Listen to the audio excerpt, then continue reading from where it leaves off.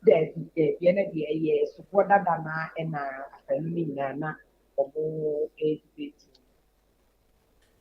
Sobo na yedi kan e de bon wadaroma se bia ne na fe na obi ete yenka sobo mienu yedi kan ne bon na agada wadaroma na yede peso sesu bi mayen.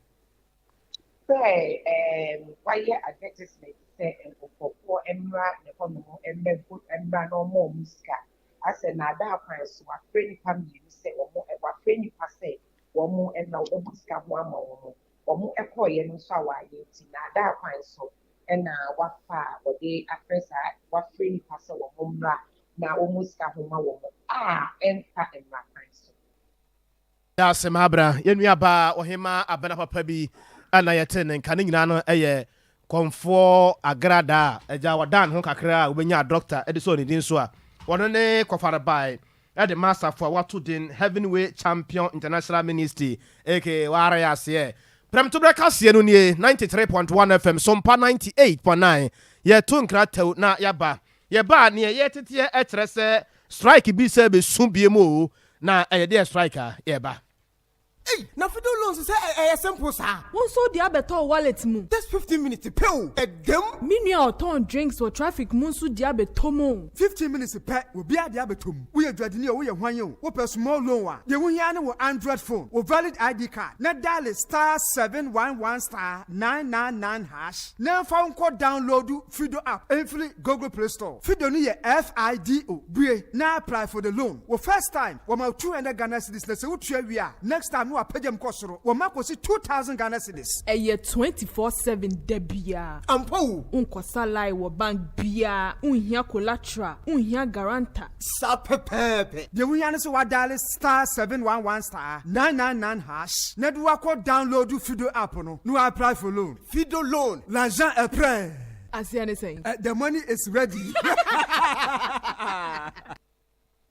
Yeah, for kwaku medase. One family clinic ho me call ya mama hu say. Ani da so ho mo bibia wo yare bia. E bia na wonya nhia wo gefo. Enei wiase nyina hu adwuma papa. One family clinic eye. Eba no honam yawo. Die yesisie. Wo to ase. Wo nan ye sifam. Say ya wo ya. E wo wo sempane. E hyehyew. Wo tia fam a na ye tofo. Na ye titriti. Stroke na achi oni paduane fa. Yawo e ya ma osisi achia. Wo chi na yawo ya. Wo kon wo nyini mro so. Enso nante ya ye den. Ade se wo kuta poma. Na onim say yade akwankro etimi de yawo ye nipaduam bi wo nso a na ba bia yawo no wo no enya ho kra na yade no wo enti hyene nso se yawo ne ba e ma otrimu nkoto adro no ma ne ngi nsem ansa firi se wonnim yade kra e de saa yawo yaba ni nyina na one family clinic wo hu nimde ya wo mbehwehwe hunu ba bia yawo ne firi se ye ntinimu honam mu ana wo nkasa yi mu wo mde abibidro nimde ene yaresa kwan ahodo opi na eboa na yade bia aka de eye kokokra omo ye lab scan massage any home care se e ba ofi abehwew wo ye bema wo mema sam ye bonus sanso na oba wo masam eye bonus mo ye adwuma juada kopem memnida anopa no watwe kopem nonu hwehwe omo kira kwan wo Kumasi patase omo ben brother man sport wo estate junction so ha afei omo asimfosu hwefo praso aguna so adru ena mankesim frɛ 0546686817 go www.onefamilyclinic.com. One Family Clinic, the pain expert. One Family Clinic abusuani nyina ya resabia.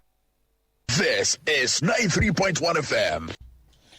Yamama kwaba ye twansam no so. Mra sabadwani ya wajina ode ma omanfo wa Memphis Central Bottom Emphasis so Yira Peter Kwachiaka wano so ade nioma hodro bi akwakoche ayarsabia na sa pomdi nwumako makoma kwadua no nwotwe a ewo ne mpaso aso na wabra kokodru ye no no wo kire mu se nyame animni ne nyina na kyaban ne hyehye ho sabaye na oman ne benya ayarsabia papa na ayarhwe dwumadie so atumi akoso bi wose enya de omopano no se obebekwa ayarsabia yasempadua ne ho na nipa nanam so achi nanam wonse adra ne kwade nyame mpangu nam so nkyere wo mugu so ada aye ne nkakra se ne be ya aban ne beche amana so bia so the hospital niema equipments the director na betumi abobori nyina yi wo empa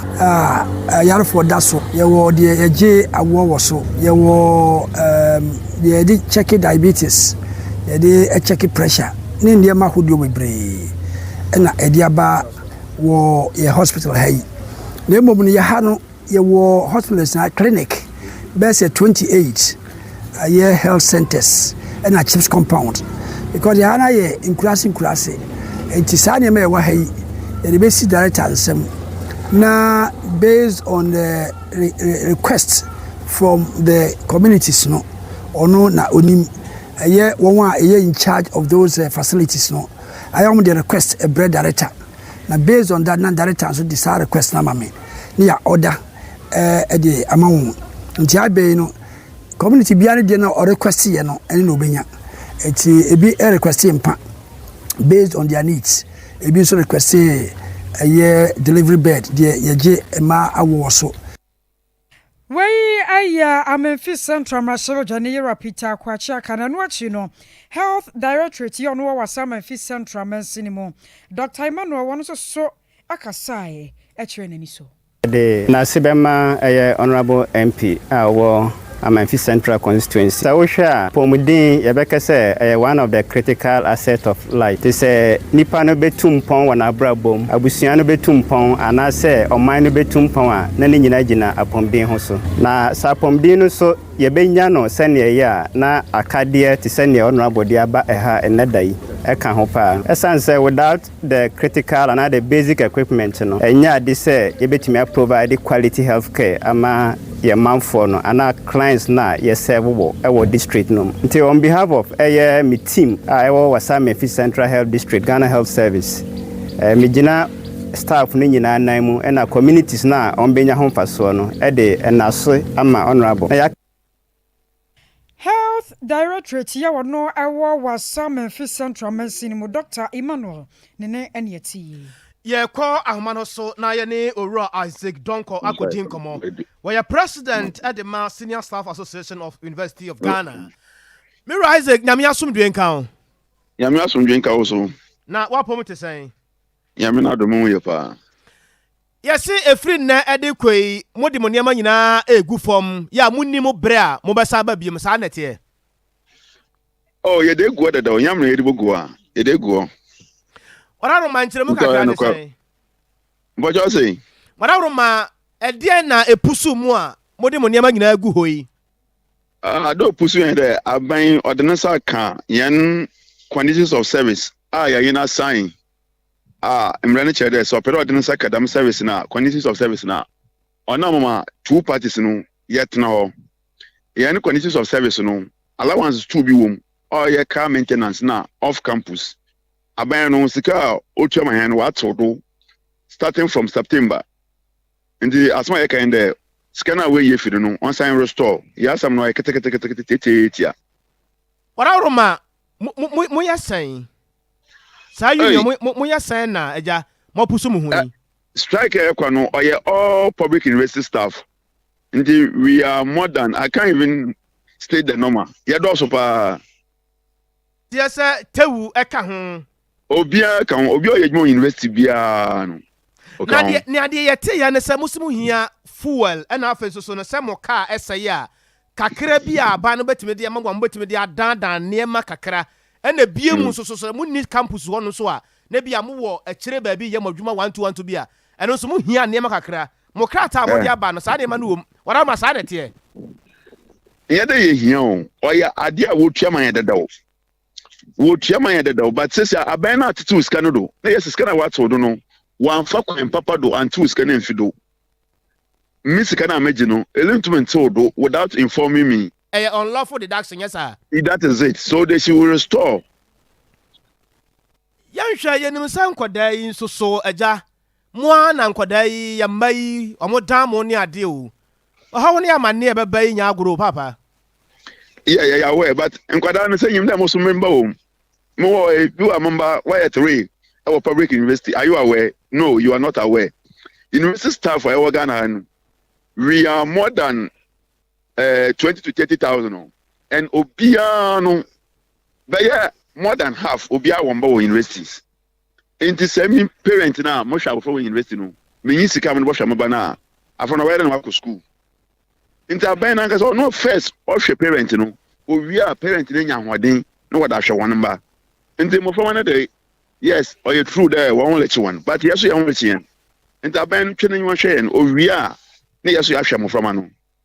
finance minister yes say or dan ho IMF meeting bi ase abanti then mo wete nka minim manya report bi afiri ho ana da bi ente hwe hey te say mutifie sa for now they ofie Enti be say afekura na chese mpanifo ma emfa de o matene me share ho a still Sir, this is not the first time Adama deviates for Ghana. Deviates that. University teachers will go for about 8 months. Into the government not play it next year.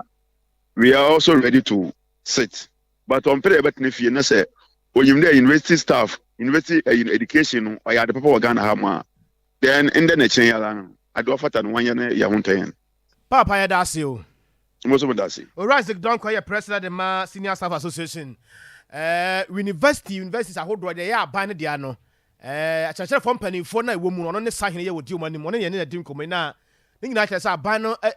corner be free wa sa kwana no. Sa bana and safa mesa ho a dining in a beduragu. Sa kwana no so hia pa. Ti omu hia na fast be ya. O metimi dia so omo ade so. Na awia yi ye kan for the amount say aduro no ye haban heba mixture. Mesraw sister. Ena de obi a wokromo oba bi agye ne ho de o. First pa no sister wan kasa wo gitu mu say yes. Wo na wo kuro yi. Oh mesraw nti ma won sabuo ne woni ma bi no enye quick. Wo da jeja ho na da kama. So ho osa no e be free ho de yakọ typhoid ne ade kwa de bonus. Ne nyina eye haban heba mixture. Aduro ne se menam. So.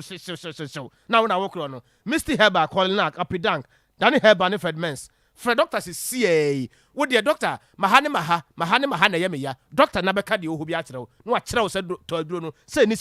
eno wo na wo kuro no. Fred doctor ni sisi a. 0257 533 424 0257 533 424 na doctor enje wo so. Ya kan ede ya kire wo say ewiase ye ba ye eto de bia after a hard day's work you need to enjoy yourself. You know the deal. So enti uya ne sa no a na aye kama why you one ventures ni Talawa media na akabo mu wo say yense mi no de akabo mu sa de ye say aduro bi anka dem ye jiwani jipa na memenda bia anwume no twempa mu kosi no nkron na wukwada nso ye sa siwsu biem awia no mienu kosi no mienu pa mu 21st clinic sciatica expert sciatica guru no abe Heba clinic my goodness omani aboafo enu achi comfort na so wan tobi ma me pa na medimafo Heba center Dr. Time Daso wodi for Samuel Power Ministry and Counseling Center ye ma kwankyera tum se na ejadi akire tum se ba na sudi akire bibia be kama de ma kens what nyame ya adomu a efia da bia awia no mienu kosi no miensa Kennedy akompre kwa Japan assistant mrase bejane ne ho asem Ghana Fortress said ye ato de ama no ye fi bia ni ho ye kyerkyerem makwan ma ho so busa de kyere wadwe bia asem na si eye Sompa 93.1 FM ena ya na ba wa kwa fia da bia enti ya na wase no nso akosua abusia ye jira we so ne ni nyina asi kuku Veronica Janto akosua somwa na ya obo ama wahene ni ene Murphy efieje wa kwode nana ya Grace one more so sunyan kwiya nyakon abro no ma chami ni monin kai ne da mu nyina mo ase Rexford eka ho bi Godfred PK akiula school fees ni ketwe ena fe nana yawo ena Frank enen kai ni nyina da mu nyina mo ase da mo ase enso e be tena ase ma ensemfo panyi Ira Santia Boa Benedict, or don't say more a me. Akosua Ejiwa Kwade Boatin, Minimia. Nana, Kwabra Cassia Jamu Adiama, Rocky, the darling, more than yum.